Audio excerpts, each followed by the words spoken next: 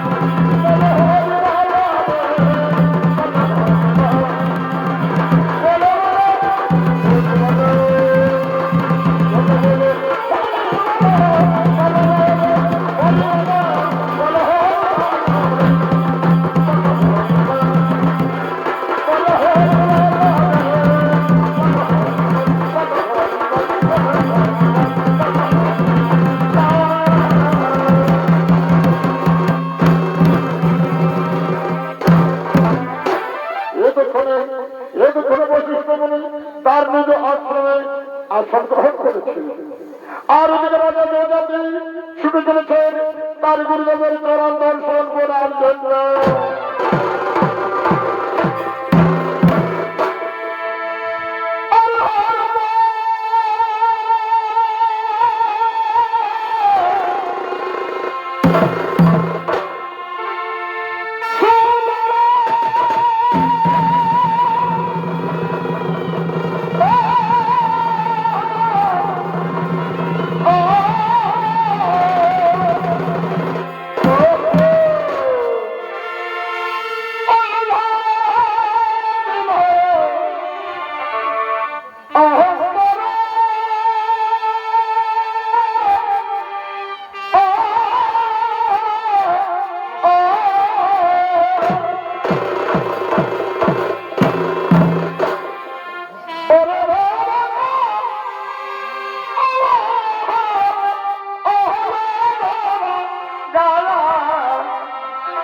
আমার প্রতি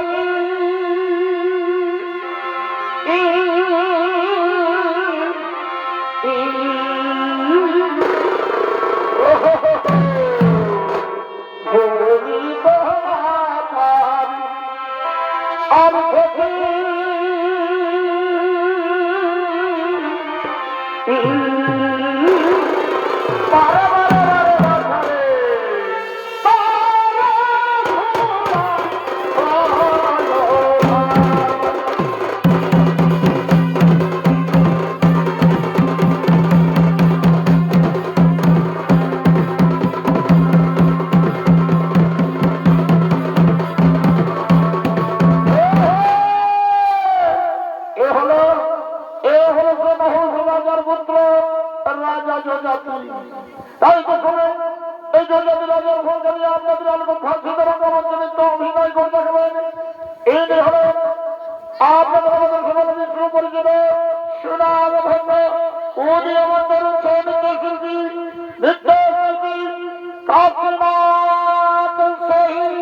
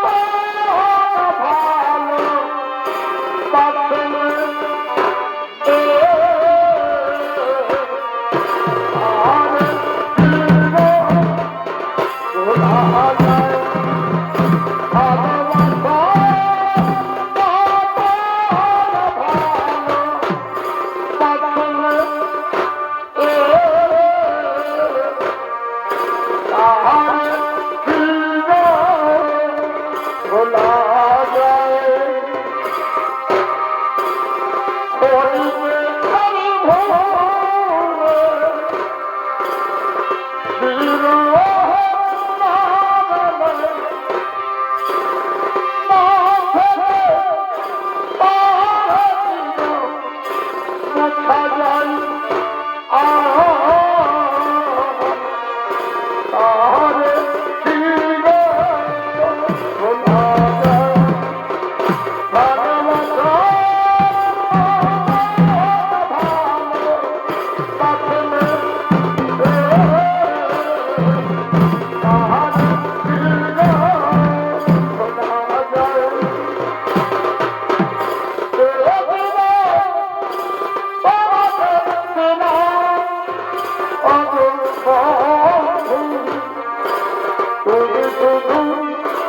ভালোবাসা দিও ওগো বন্ধু তুমি শুধু ভালোবাসা দিও সুখে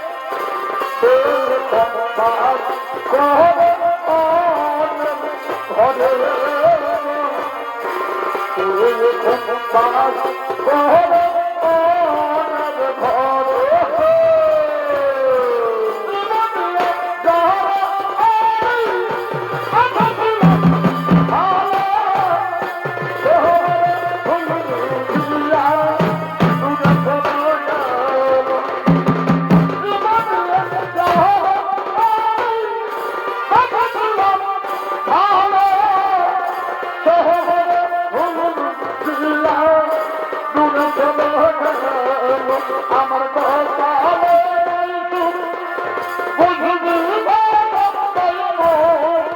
আমার কথা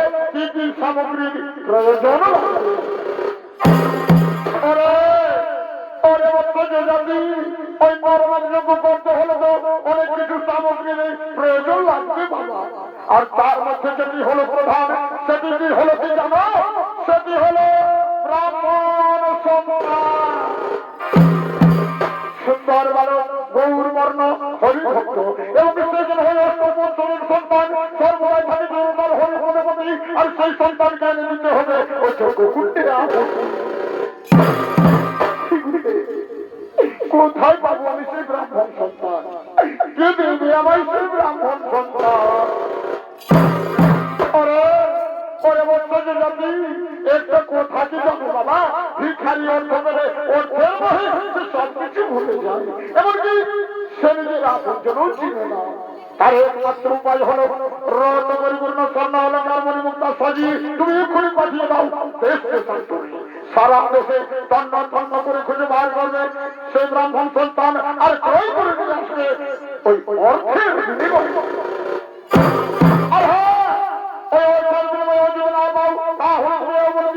তোমার রাজ্যের তুমি তাকে দান করে দেবে।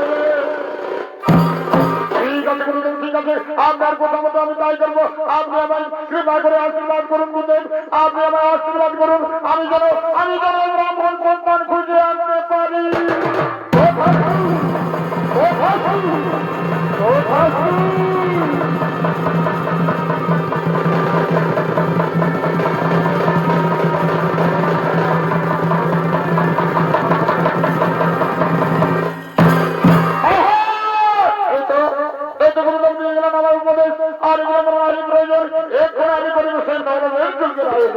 তাই কোথায় কোথায় আমার মন্ত্রী সেনাপতিগণ ধরা করে করে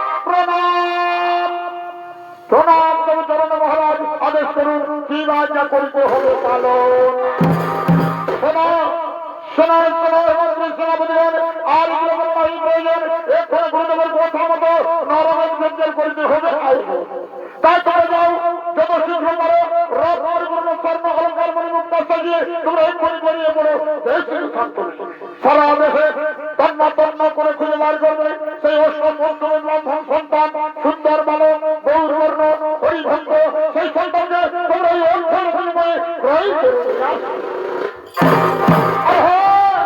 ওই অর্থের বিনিময়ে যদি না পাও তাহলে তোমরা বলে দিও যে আমার রাজ্যের অর্ধেক রাজত্ব আমি তাকে দান করে দেব। ঠিক আছে মহারাজ, ঠিক আছে, আমরা এক্ষুনি পরিপূর্ণ স্বর্ণ অলঙ্কার মণিমুক্ত সাজিয়ে বেরিয়ে পড়বো। যে ব্রাহ্মণ সন্তান আমরা ক্রয় করে নিয়ে আসবো ওই অর্থের বিনিময়ে।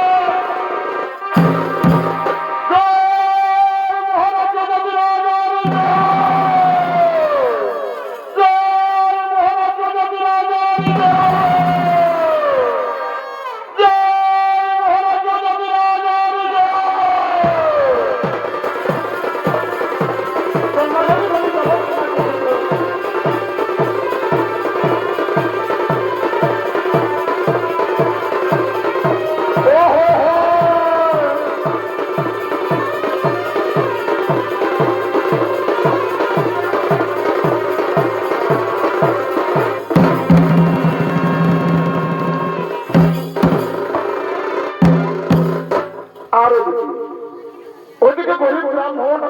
ব্রাহ্মণী, গরিব ব্রাহ্মণ ব্রাহ্মণী তারা ভিক্ষা বৃত্তি করে দিন যাপন করে। তাই গরিব ব্রাহ্মণ ব্রাহ্মণী তাদের অষ্টবৎসরের সন্তান কুশল সঙ্গে করে নগরে নগরে ভিক্ষা করতে করতে আগমন করছে।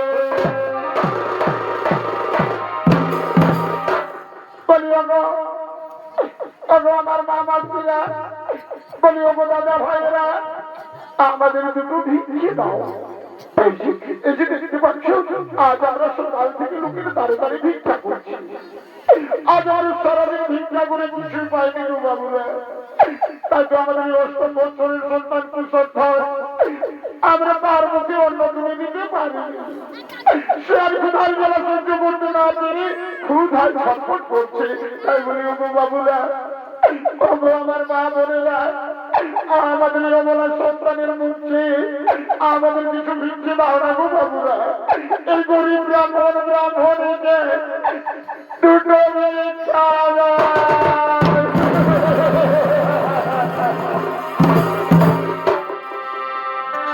ওই আমার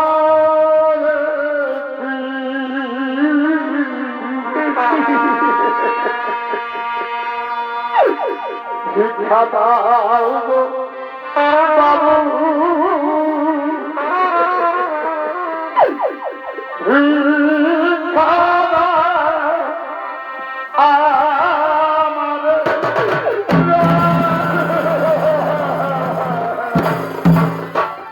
অগনগরবাসী। আজ আমরা বড় অসহায় গরিব ব্রাহ্মণ ব্রাহ্মণী অভাবের জ্বালায় আমাদের সন্তানের মুখে আহার তুলে দিতে পারিনি গো। আমাদের অষ্টম বছরের সন্তান কুশল আজ 3 দিন অনাহার রয়েছে। সে আর ক্ষুধার জ্বালা সহ্য করতে না পেরে ক্ষুধায় ছটফট করছে। তাই বলি, ও বাবুরা, ও আমার মা বোনেরা, আমাদের অবলা সন্তানের মুখে আমাদের কিছু ভিক্ষে দাও না গো বাবুরা। এই গরিব ব্রাহ্মণ ব্রাহ্মণীকে দুটো ভিক্ষা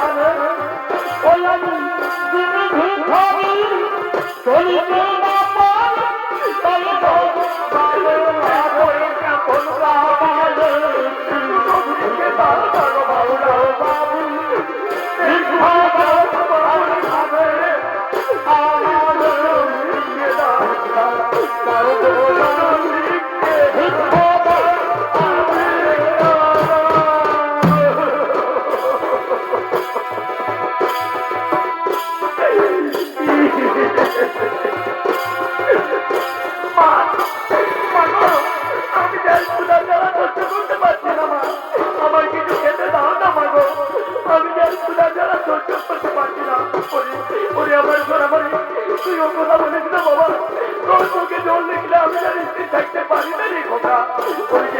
ওই যে তুই একটি গ্রাম দেখা যাচ্ছে, চল বাবা চল, আমরা ভিক্ষা করতে করতে সেই গ্রামের দিকে এগিয়ে যাবো, গ্রামের দিকে এগিয়ে যাবো। নগরবাসী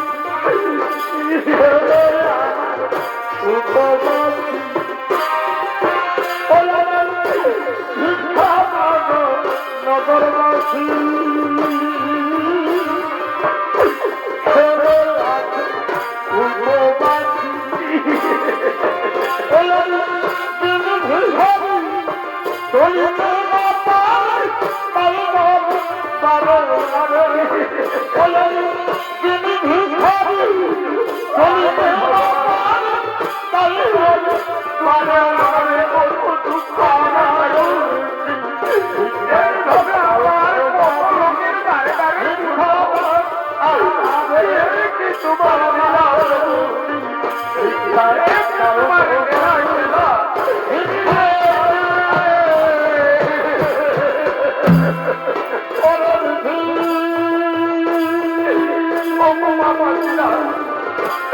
আমাদের এই অপর সন্তানের মুখে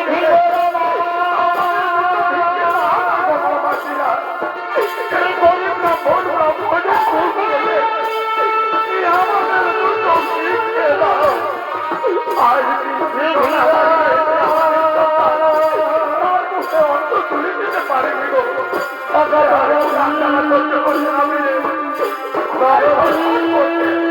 তাই বলি ও আমার মা মাসিরা, ও আমার মনের বুক ছেড়ে আমাদের ভিতরে ভালো লাগলো বাবা।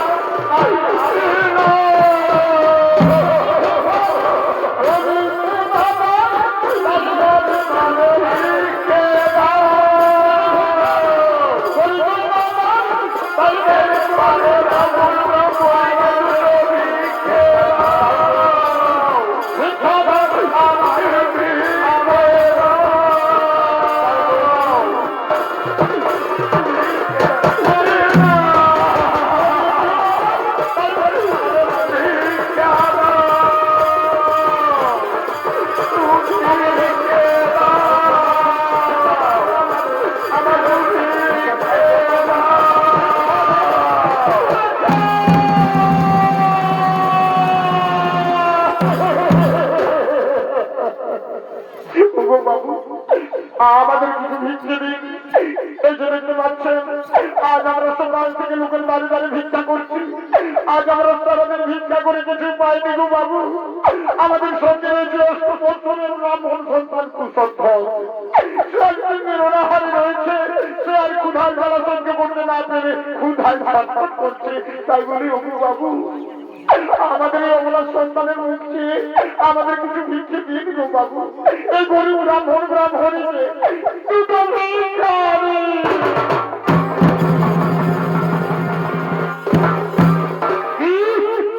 কি বললো ব্রাহ্মণ? তোমাদের পুত্রের বয়স কত বললে? 8 বছর। এই তো সেই গৌর বর্ণ হরিভক্ত মিলে গেছে, মিলে গেছে। যজাতি রাজার মনের মাস সোনা বুঝি পূর্ণ হতে চলেছে। বলি শোনো ব্রাহ্মণ শোনো, শুধু ভিক্ষা নয়, আমার রথের ভেঙেছে দেখো, এই রথের মধ্যে যত রয়েছে ধন রত্ন মণিমুক্তা, এগুলো সব আমি তোমায় উজাড় করে দেবো, কিন্তু একটি শর্তে। একটি শর্তে? বলুন বাবু বলুন আপনার কি সেই শর্ত? তাহলে শোনো ব্রাহ্মণ, ওই যে রয়েছে তোমাদের ছেলে কুশধ্ব, ওকে চিরজনমের মতো আমার হাতে বিক্রি করে দিতে হবে। আমাদের পুত্র কুশধ্বকে চিরজনমের মতো আপনার হাতে বিক্রি করে দিতে হবে, আর তার বিনিময়ে ধন রত্ন মণিমুক্তা এগুলো সবাই দিয়ে দেবে। তাহলে তো ভালোই হয়, তাহলে তার আমাদের এমন ভাবে দুঃখে জীবন যাপন করতে হবে না, লোকের দ্বারে দ্বারে গিয়ে ভিক্ষা করতে হবে না। আমি তাই করবো। বলি ব্রাহ্মণী শুনছ? এই যে আমাদের পুত্র কুশধ্ব, একে যদি আমরা ওনার হাতে বিক্রি না গোস্বামী, না হয় না গোস্বামী, আমি কোনো কিছুর বিনিময়ে আমার পুত্রকে আমি বিক্রি করতে দেবো না স্বামী, কিছুতেই না।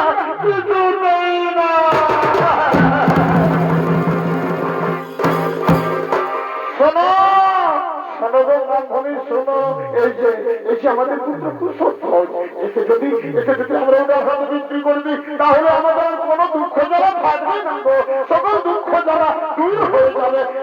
আমি তাই করবো। আমার পুত্রকে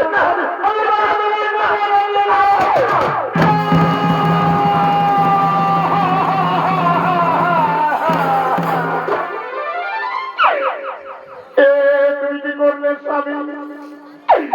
এই কথা শোনারে আগে আমার মৃত্যু হলো না কেন স্বামী?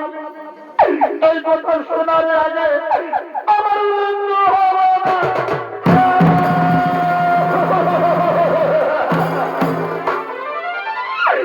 শুধু ধন রত্ন পরিপূর্ণ নয়, এই পৃথিবীর মধ্যে যত রয়েছে ধন রত্ন মণিমুক্তা সব যদি আমায় এনে দেয়, তবু আমি পারবো না আমার পুত্রকে বিক্রি করে দিতে। সে যে আমার কৃষ্ণ বলা পাখি, সে যে আমার কৃষ্ণ বলা পাখি, সে যে আমার কৃষ্ণ বলা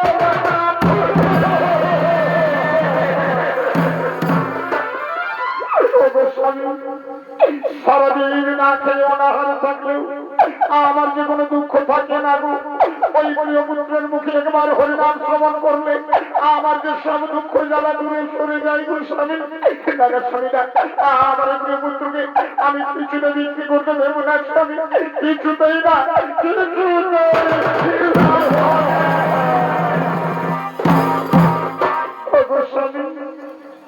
তুমি তো ওই পুত্রের পিতা, তুমি কেমন করে বুঝবে গো এই জগৎ সংসারে পুত্রের কত যে দরদ।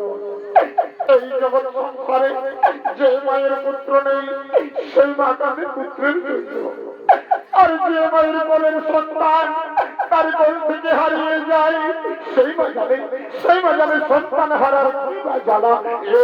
তুমি বুঝবে না স্বামী, তুমি বুঝবে না।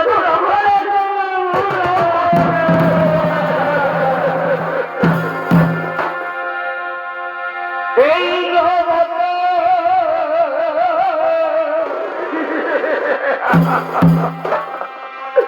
যার সন্তান না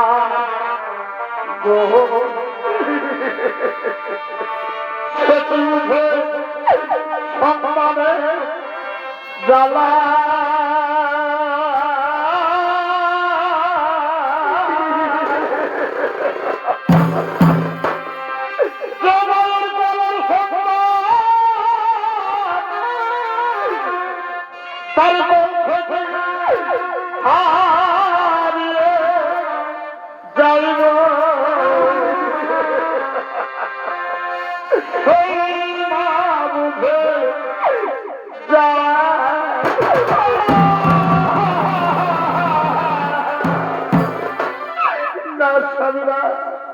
যে সন্তানকে আমি 10 মাস 10 দিন গর্ভে ধারণ করেছি, কত দুঃখ যন্ত্রণা সহ্য করে পৃথিবীর মাটিতে জন্ম দিয়েছি, নিজের বুকের দুঃখ খাইয়ে তাকে ধীরে ধীরে মানুষ করে তুলেছি, সেই থেকে পুত্রকে আমি কিছুতে বিক্রি করতে দেবো না স্বামী, কিছুতেই না।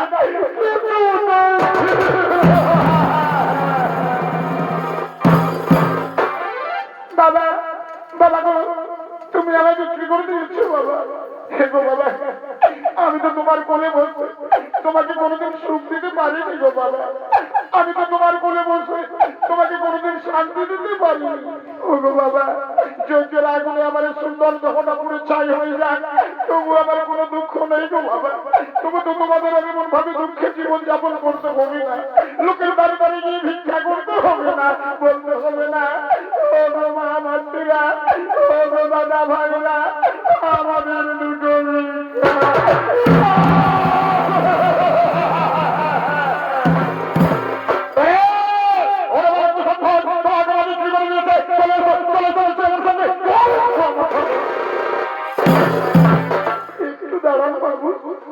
শেষবারের মতো আমার পিতা মাতাকে একবার প্রণাম করতে দিয়ে মা মাগো, তুমি আর আমার ভাবি চলো না মা, তুমি আর আমার ভাবি চোখের জল ফেলো না মাগো, তোমাদের চরণে আমার শেষ প্রণাম রইল মা। আমি আবার তোমার কোলে ফিরে আসবো মাগো, আমি আবার তোমার কোলে ফিরে আসবো মা। ও গো মা, ও গো বাবা, তোমরা যেন আমার হাসি মুখে বিদায় দাও, আমার হাসি মুখে বিদায়।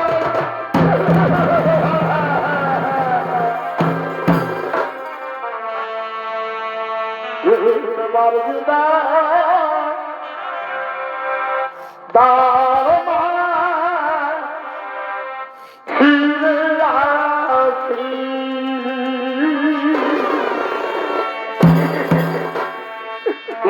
তোমার বিদায় দাও মা, ফিরে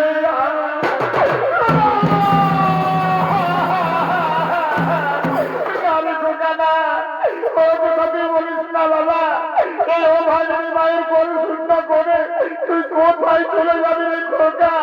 নারে খোকা না, আমি যে তোকে ছেড়ে থাকতে পারবো না বাবা। ওরে খোকা, আমি তোকে কিছুতেই যেতে দেবো না রে, কিছুতেই না, কিছুতেই।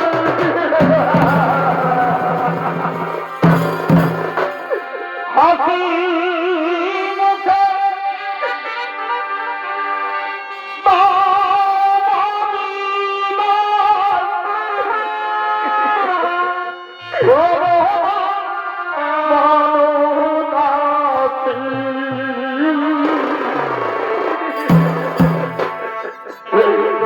বিদায় দাও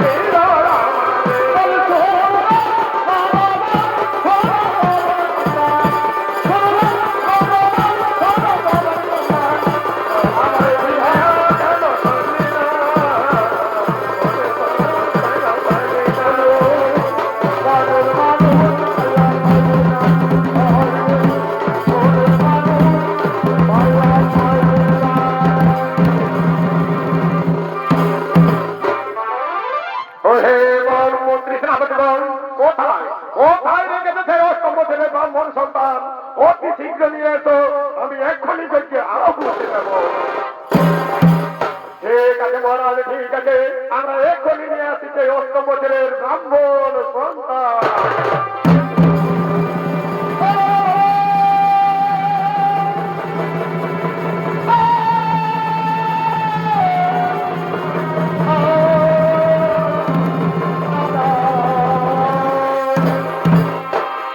প্রণাম প্রণাম তব চরণে মহারাজ। এই নিন সেই অষ্টম ছেলে ব্রাহ্মণ সন্তান কুশধ্বজ। ওরে বালক কুশধ্বজ, তোমার কি মনের মধ্যে কোনো বাসনা রয়েছে বাবা? মহারাজ, আমার এই জগৎ সংসারে কোনো বাসনা নেই, তবে আপনার কাছে আমার একটাই অনুরোধ, আপনি দয়া করে একটু আমায় সময় দিন, একবার আমি আমার দয়াল ঠাকুর শ্রী মধুসূদনকে স্মরণ করি। ঠিক আছে ঠিক আছে ওরে বালক, আমি তোমাকে সময় দিলাম। কোথায় কোথায় অনাথের নাথ দয়াল ঠাকুর শ্রী মধুসূদন? এই বিপদের সময় একবার দাও দর্শন প্রভু। সবাই বলে তুমি নাকি কাঙ্গালের ঠাকুর, তুমি নাকি দীনবন্ধু, তাই এই অন্তিম লগ্নে এই অধমে একবার দাও দর্শন প্রভু, একবার দাও দর্শন।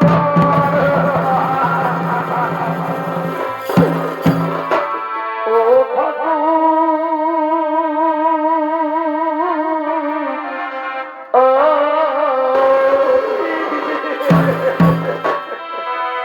একবার দেখে যা আমি কত সুখে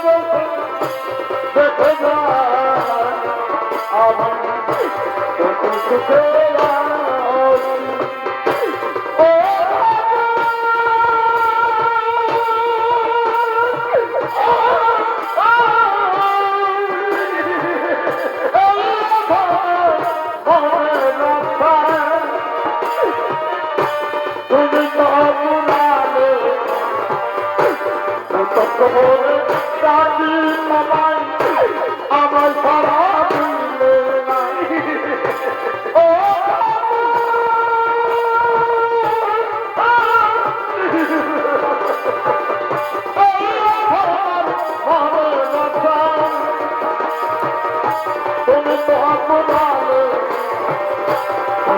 আমার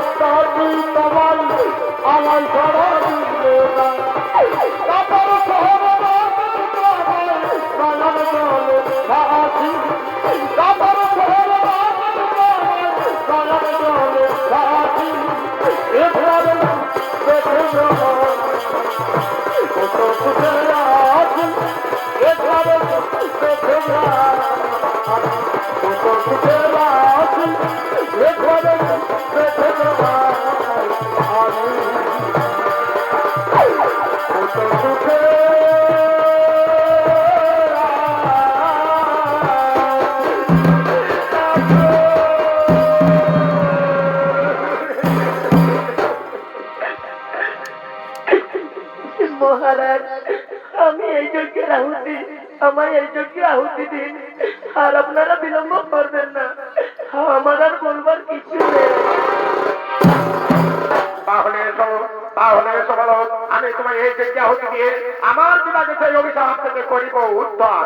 এসো এসো ওর মালিক আমার বাহু করতে এসো, এই মুহূর্তে আমি তোমার এই যজ্ঞে আহুতি দিয়ে আমার পিতাকে সেই অভিশাপ থেকে করিব উদ্ধার।